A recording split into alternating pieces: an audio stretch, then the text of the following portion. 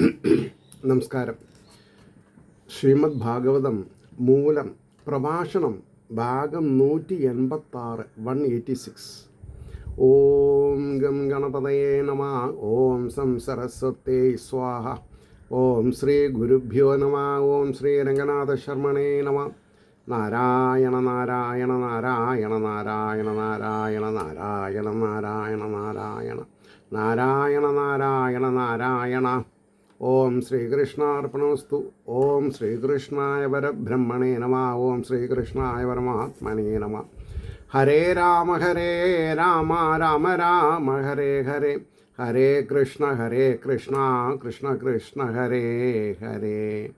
ഓം ശ്രീ രുക്മിണി സത്യഭാമാ സമേത ശ്രീ ഗോപാലകൃഷ്ണസ്വാമിനേ നമഃ. ഇവിടെ ദ്വിതീയ സ്കന്ധത്തിൽ 9-ാം അധ്യായത്തിൽ ഈ 33-ാമത്തെ ശ്ലോകമാണ് പറയേണ്ടത്.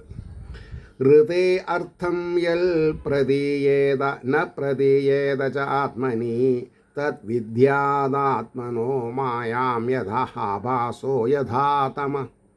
ഹൃദേ അർത്ഥം യൽ പ്രതീയേത ന പ്രതീയേത ച ആത്മനി തദ്വിദ്യാദാത്മനോ മായാം യഥാ ആഭാസോ യഥാ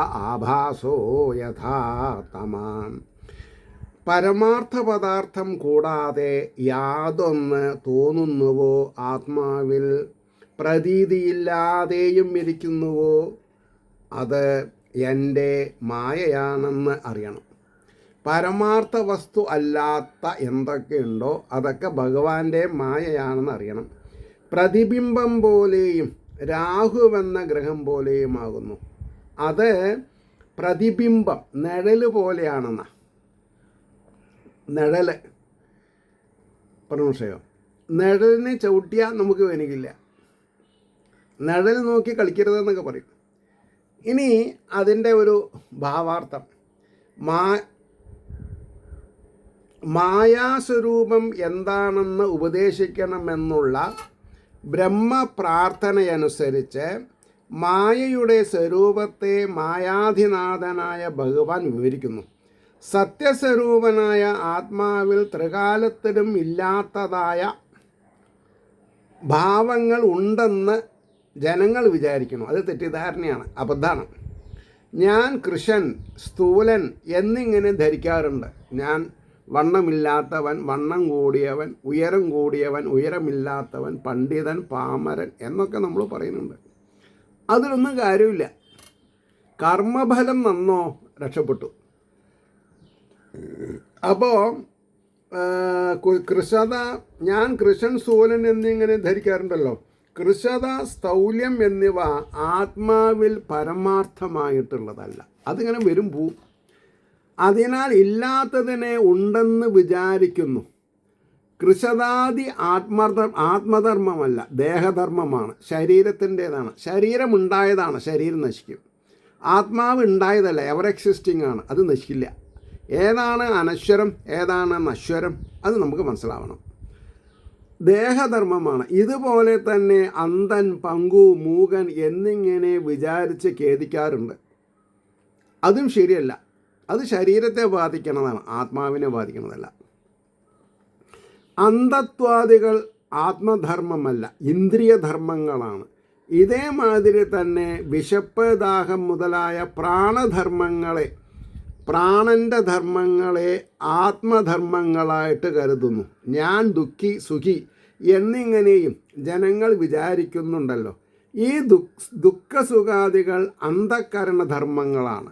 അന്ധക്കരണം എന്ന് പറഞ്ഞാൽ മനസ്സിൻ്റെ അപ്പോൾ എന്തൊക്കെ ഇതിൽ മനസ്സിലാക്കി? ഈ ദുഃഖങ്ങൾ അന്ധക്കരണധർമ്മങ്ങളാണ്, ആത്മധർമ്മങ്ങളല്ല.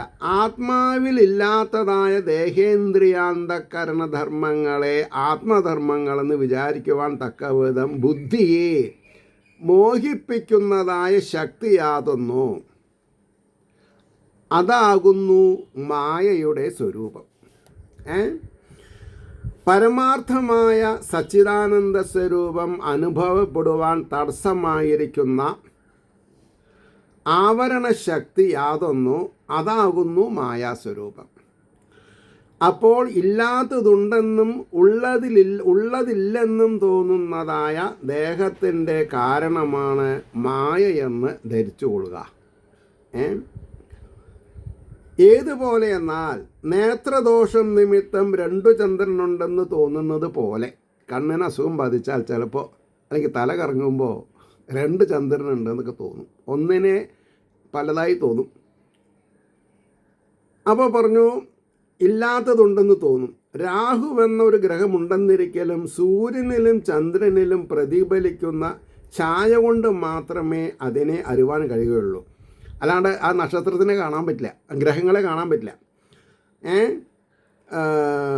അതുപോലെ ജഡങ്ങളായ ദേഹേന്ദ്രിയാന്തകരണങ്ങളെ പ്രകാശിപ്പിക്കുന്നതിനാൽ സച്ചിദാനന്ദ ആത്മാവ് തന്നെ സത്യമെന്നറിയണം.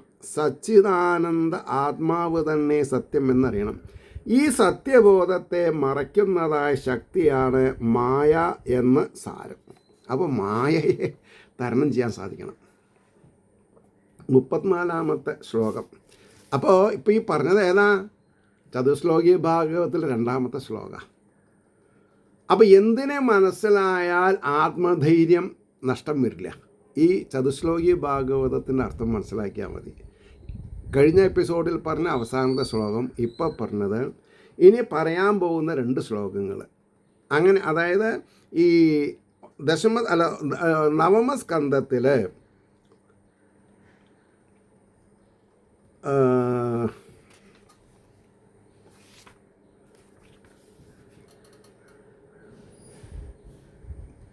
നവമസ്കന്ധത്തിൽ മേൽപ്പറഞ്ഞ 2 പദ്യങ്ങളെ കൊണ്ടെന്ന് പറഞ്ഞില്ലേ. അപ്പോൾ 32, 33, 34, 35. അപ്പോൾ ഇന്നലെ ഒന്ന് പറഞ്ഞു, ഇപ്പോൾ ഒന്ന് പറഞ്ഞു, ഇനി 34, 35 ഞാൻ ഇവിടെ പറയും. അങ്ങനെ ഇട്ടുക. ഇനി 34. യഥാ മഹാന്തി ഭൂതാനി ഭൂതേഷുശ്ചാവചേഷുനു പ്രവിഷ്ടാന്യപ്രവിഷ്ടാനി തഥാ തേഷു ന തേഷ്വഹം.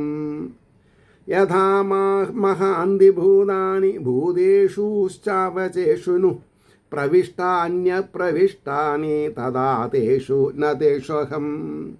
വിശ്വസ്വരൂപനാണെന്ന് വരുമ്പോൾ ജന്മാതിഷഡ്ഭാവി അതിൻ്റെ ഭാവാർത്ഥം വാക്കാർത്ഥം പറയണ്ടേ. സ്ഥൂലങ്ങളും സൂക്ഷ്മങ്ങളുമായ ഭൂതങ്ങളിൽ അനുപ്രവേശിച്ചവയെങ്കിലും, സ്ഥൂല സൂക്ഷ്മ ശരീരത്തിൽ അനുപ്രവേശിക്കുക, ഇൻഡൊല്ലിങ് എന്ന് പറയും. മഹാഭൂതങ്ങൾ അവയിൽ എപ്രകാരം പ്രവിഷ്ടങ്ങളല്ലയോ.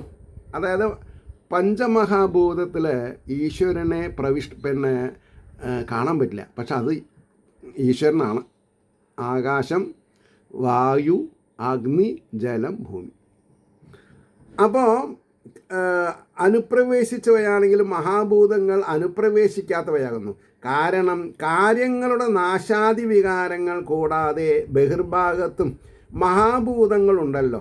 അതുപോലെ ഞാനും സ്ഥൂല സൂക്ഷ്മ ഭൗതികങ്ങളിൽ ജീവരൂപേണ പ്രവേശിച്ചിരിക്കുന്നത് പോലെ തോന്നുന്നുവെങ്കിലും സർവത്ര നിറഞ്ഞിരിക്കുന്ന ഞാൻ ഒന്നിലും വാസ്തവത്തിൽ പ്രവേശിച്ചവനല്ല. ഭഗവാൻ വാസ്തവത്തിൽ എല്ലാറ്റിലും ഉണ്ട്, പക്ഷെ കാണാൻ പറ്റില്ല.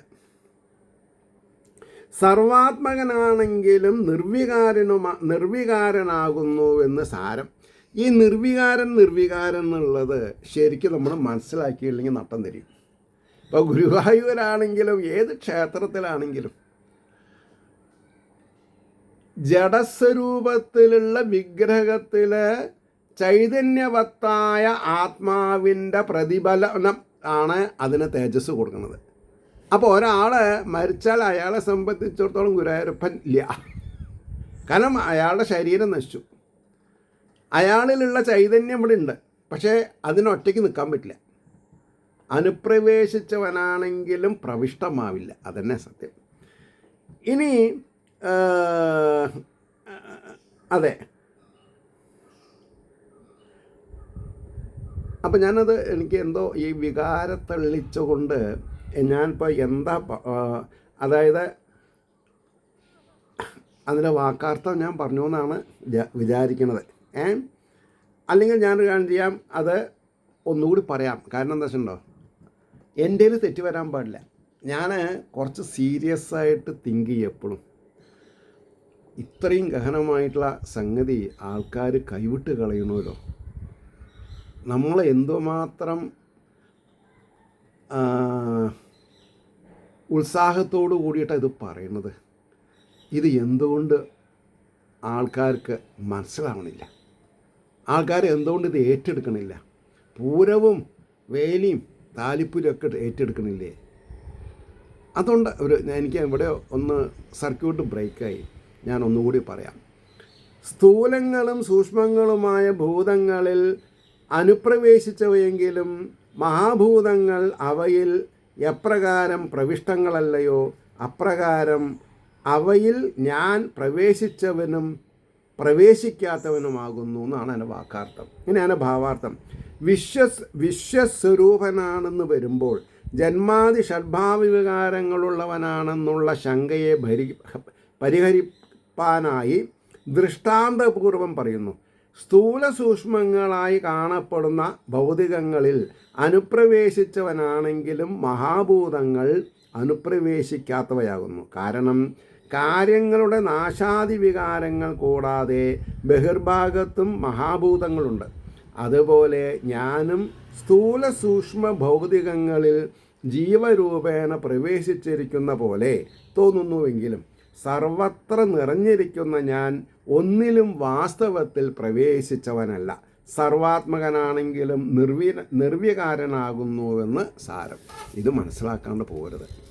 ഇനി 35-ാമത്തെ ശ്ലോകം, ചതുശ്ലോകീയ ഭാഗത്ത് 4-ാമത്തെ ശ്ലോകം. ഏതാവദേവ ജിജ്ഞാസ്യം തത്ജിജ്ഞാസുനാഃ ആത്മനാ അന്വയവ്യതിരേകാഭ്യാം യൽസ്യാൽ സർവത്ര സർവദാ. ഏതാവദേവ ജിജ്ഞാസ്യാം തത്ജിജ്ഞാസുനാത്മനാ അന്വയവ്യതിരേകാഭ്യാം യൽസ്യാൽ സർവത്ര സർവദാ.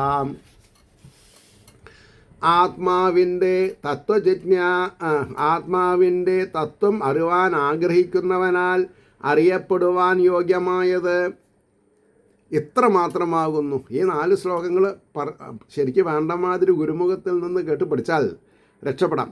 എല്ലാറ്റിലും എല്ലായ്പ്പോഴും അന്വയം കൊണ്ട് വ്യതിരേകം കൊണ്ടും യാതൊന്നുണ്ടോ അതുതന്നെ ആത്മാവ്. ഇനി അതിൻ്റെ ഭാവാർത്ഥം പറയണം. ആത്മതത്വത്തെ അറിയണമെന്ന ആഗ്രഹമുള്ളവൻ വിചാരിച്ചറിയേണ്ടത് ഇത്രമാത്രമാകുന്നു. ഏതൊന്ന് അന്വയത്താലും വ്യതിരേകത്താലും എല്ലാറ്റിലും എല്ലാ കാലത്തിലും ഇരിക്കുന്നതോ അത് തന്നെ ആത്മസ്വരൂപം. കാര്യങ്ങളായ ശരീരങ്ങളിൽ കാരണത്വേന അനുവർത്തിക്കുന്ന ഭാവം അന്വയം. കാരണാവസ്ഥയിലും ആ ശരീരാദിഭാവങ്ങളോട് ചേരാതിരിക്കുന്ന നില തന്നെ വ്യതിരേകം. ജാഗ്രതാദികളായ അവസ്ഥകളിൽ അതാതിന് സാക്ഷിയായിരിക്കുന്നതിനാൽ ആത്മാവിന് ദേഹാദികളോട് അന്വയവും സമാധ്യാദികളായ അവസ്ഥകളിൽ ദേഹത്തോട് ചേർച്ചയില്ലാതിരിക്കുന്ന അനുഭവവുമുള്ളതിനാൽ വ്യതിരേകവും ഭവിക്കുന്നുവെന്ന് സാരം. എന്തൊക്കെ വാസ്തവത്തിലുണ്ട് അതിലൊക്കെ ആത്മാവുണ്ട്. ഇല്ലയെന്ന് അറിയണത് മായ, ഉണ്ട് എന്ന് അറിയണത് ജ്ഞാനം. 36-ാമത്തെ ശ്ലോകം. ഏതന്മതം സമാധിഷ്ട പരമേണ സമാധിന ഭവാൻ കൽപ്പവികൽപ്പേഷു ന വിമുഹ്യതി കർഹചിത്. ഏതന്മതം സമാധിഷ്ട പരമേണ സമാധിന ഭവാൻ കൽപ്പവികൽപ്പേഷു ന വിമുഹ്യതി കർഹചിത്. ഉത്കൃഷ്ടമായ ചിത്തേകാഗ്രതയോടുകൂടെ ഈ മതത്തെ നിരന്തരം ചിന്തിച്ചാലും ഈ അഭിപ്രായത്തെ നിരന്തരം ചിന്തിച്ചാലും നീ മഹാകൽപ്പങ്ങളിലും അവാന്തരങ്ങളിലും ഒരു കാലത്തും മോഹിക്കയില്ല. അതായത് ആചന്ദ്രതാരകങ്ങളുള്ള കാലം, ചന്ദ്രനും സൂര്യനും നക്ഷത്രങ്ങളുള്ള കാലം മോഹിക്കില്ല, മായയ്ക്ക് അടിമപ്പെടില്ല. ഈ 4 ശ്ലോകത്തിന് അർത്ഥം അറിഞ്ഞാൽ. ഇനി അതിൻ്റെ ഒരു ഭാവാർത്ഥം. അഹങ്കാരം ബാധിക്കാതിരിക്കണമെന്നുള്ള പ്രാർത്ഥനയെ അംഗീകരിച്ച് അനുഗ്രഹിക്കണം. ഭഗവാൻ ബ്ലെസ് ചെയ്യാണ്. ഉത്കൃഷ്ടമായ സമാധിയാൽ എൻ്റെ ഈ മതത്തെ നിരന്തരം അനുസന്ധാനം ചെയ്യുക. നിരന്തരം എന്നുള്ള വാക്ക് ആൾവേസ് എന്ന്. എന്നാൽ മഹാകൽപ്പങ്ങളിലും അവാന്തരകൽപ്പങ്ങളിലും ചെയ്യുന്ന ബഹുവിധ സൃഷ്ടികളിൽ കർത്തൃത്വ ഭോക്തൃത്വാദിപരൂപമായ അഭിമാനം, ബന്ധം, കർത്തൃത്വ ബന്ധം, കർമ്മബന്ധം ഉണ്ടാവരുത്. ഞാനാണ് ഇതൊക്കെ ചെയ്യുന്നത്, അല്ല എന്നെ കൊണ്ട് ചെയ്യിക്കണം.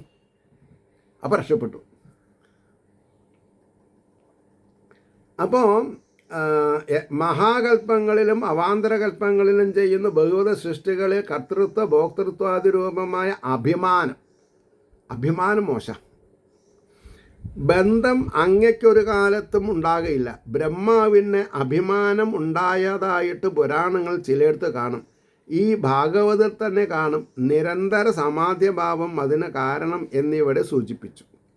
അതായത് ഭക്തന്മാർക്ക് കാര്യങ്ങൾ മനസ്സിലാക്കാൻ ഇന്ദ്രനും ബ്രഹ്മദേവനും അഹന്തയുണ്ടായി എന്നൊരു കഥ പറഞ്ഞു എന്നല്ലാണ്ട് സത്യത്തിലില്ല. നമ്മൾക്ക് മനസ്സിലാക്കാൻ ഒരു കഥ വേണ്ടേ, അതിന് പറഞ്ഞു എന്ന് മാത്രം.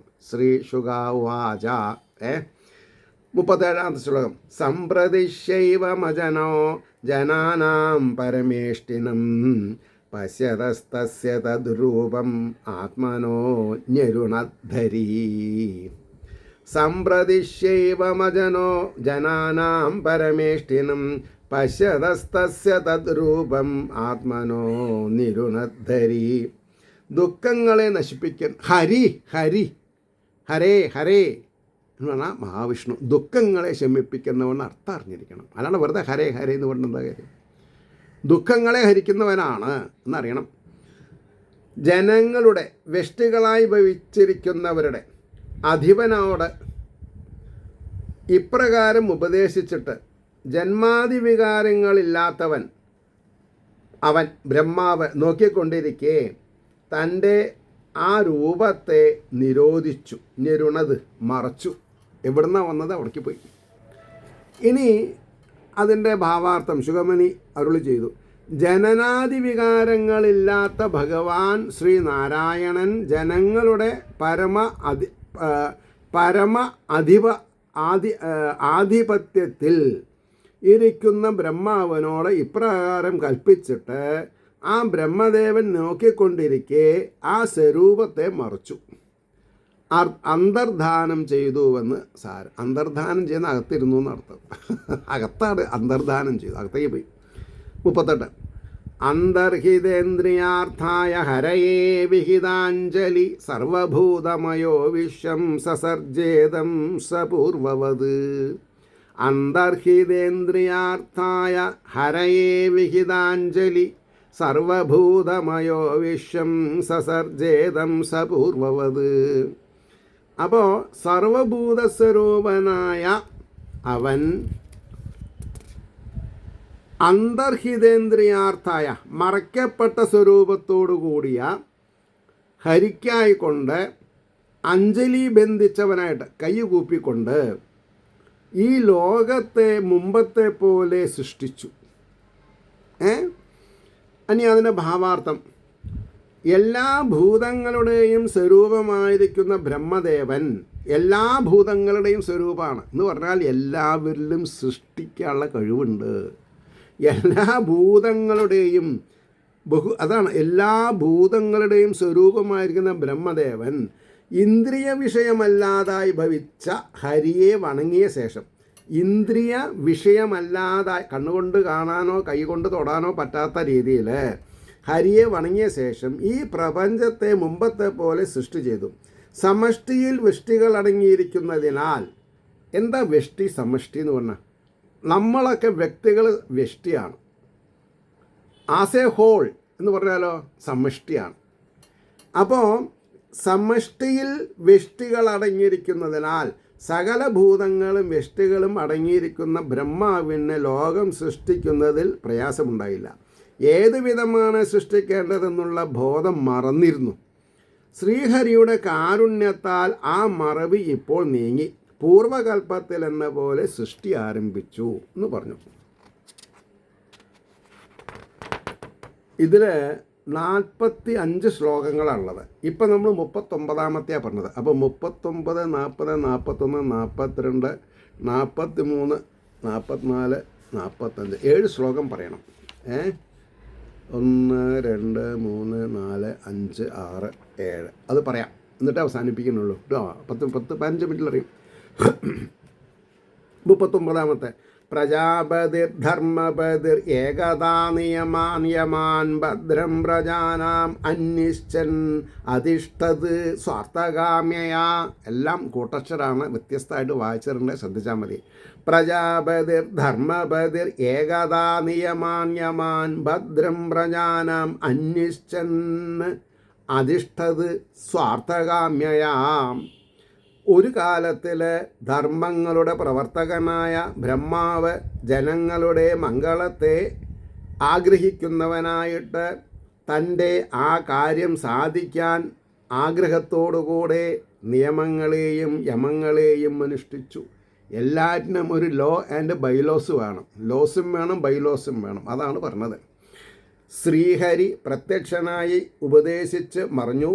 ബ്രഹ്മാവ് സൃഷ്ടി നടത്തിക്കൊണ്ടിരിക്കുന്ന ഒരു കാലത്തിലാണ് മുകളിൽ വിവരിച്ചതായ ബ്രഹ്മനാരദ സംവാദം ഉണ്ടായതെന്ന് കാണിക്കുന്നു.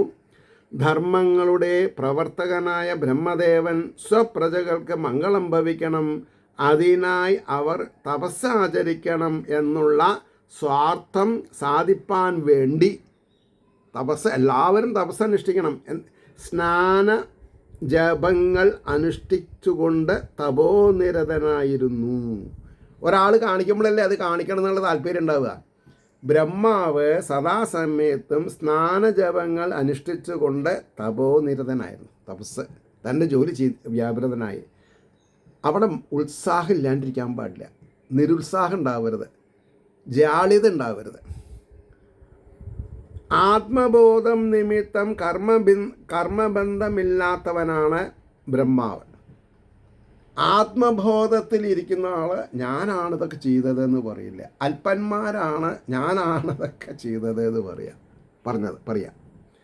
അപ്പോൾ എങ്കിലും ബഹുജന കല്യാണത്തിനായി, ബഹുജനങ്ങളുടെ ആത്മീയ ഉന്നമനത്തിനായി ശ്രേഷ്ഠന്മാർ മംഗളകർമ്മങ്ങളെ ആചരിക്കണമെന്നുള്ള ലോക നിയമത്തെ ബ്രഹ്മദേവൻ ആചാരമാക്കിയിരുന്നു എന്ന്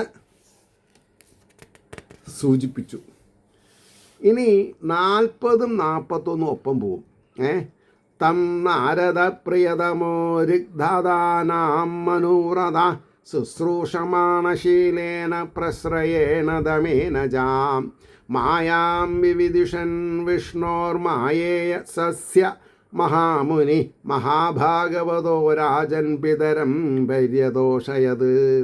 തം നാരദ പ്രിയതമോ രിഗ്ധാദാനാമനൂരഥ ശുശ്രൂഷമാണ ശീലേന പ്രശ്രയേണ ദമേന ചാം മായാം വിവിദിഷൻ വിഷ്ണോർമായേ സസ്യ മഹാത്മുനി മഹാഭാഗവതോ രാജൻ പിതരം പര്യദോഷയത്.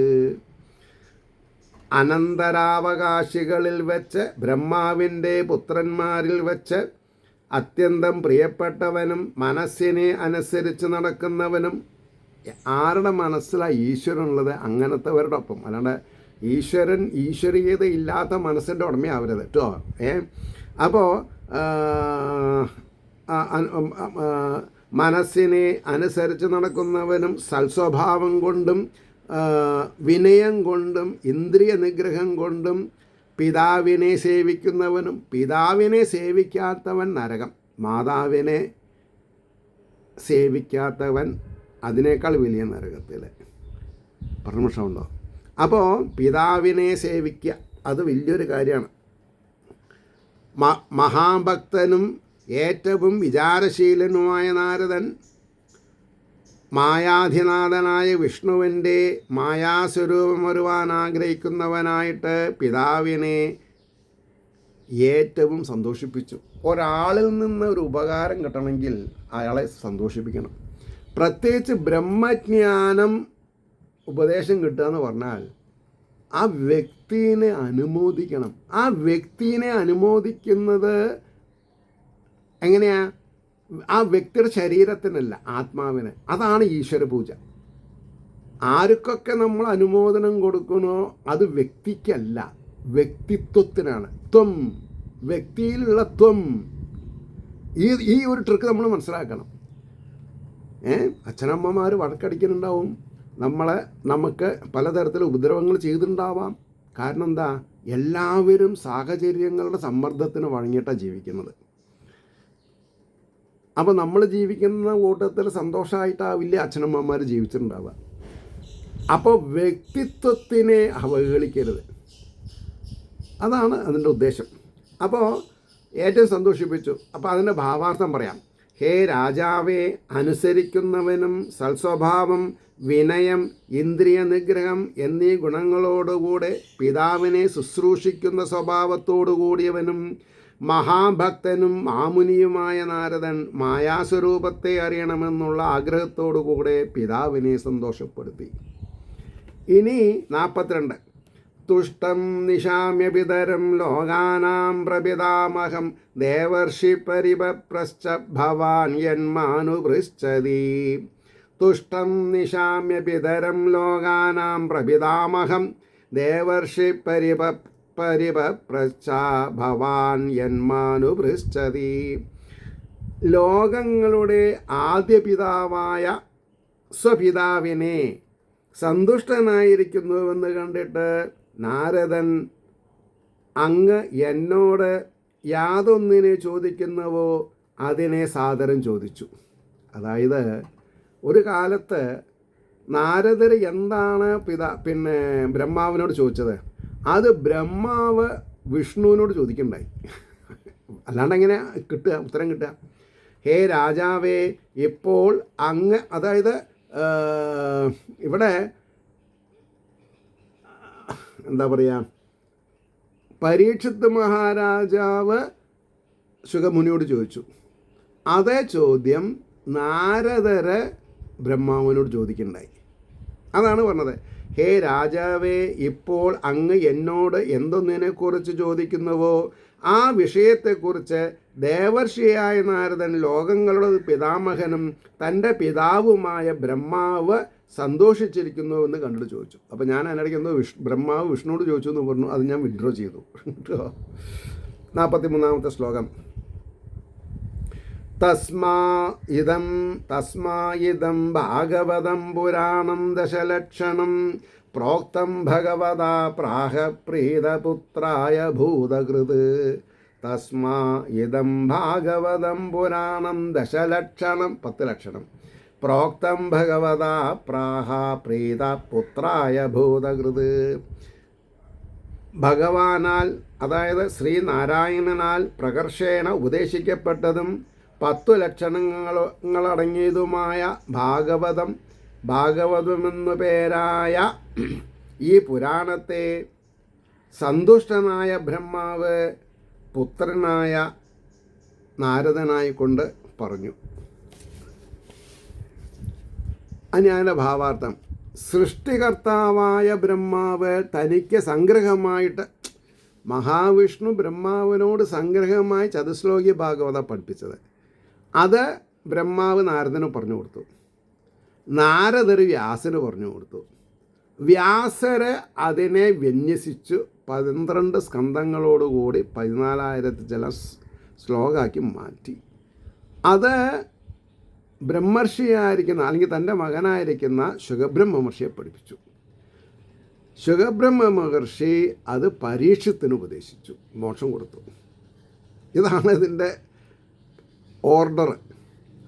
അപ്പോൾ പറഞ്ഞു, സൃഷ്ടികർത്താവായ ബ്രഹ്മാവ് തനിക്ക് സംഗ്രഹമായിട്ട് ഭഗവാൻ ഉപദേശിച്ചതും 10 ലക്ഷണങ്ങളോടുകൂടിയതുമായ ഈ ഭാഗവത പുരാണത്തെ പുത്രനായ നാരദനോട് സ്നേഹത്തോടെ പറഞ്ഞു. ഏതൊരു കാര്യം സ്നേഹത്തോടെ പറഞ്ഞിട്ടുണ്ടായിരിക്കണം, അല്ലെങ്കിൽ അത് ഏൽക്കില്ല.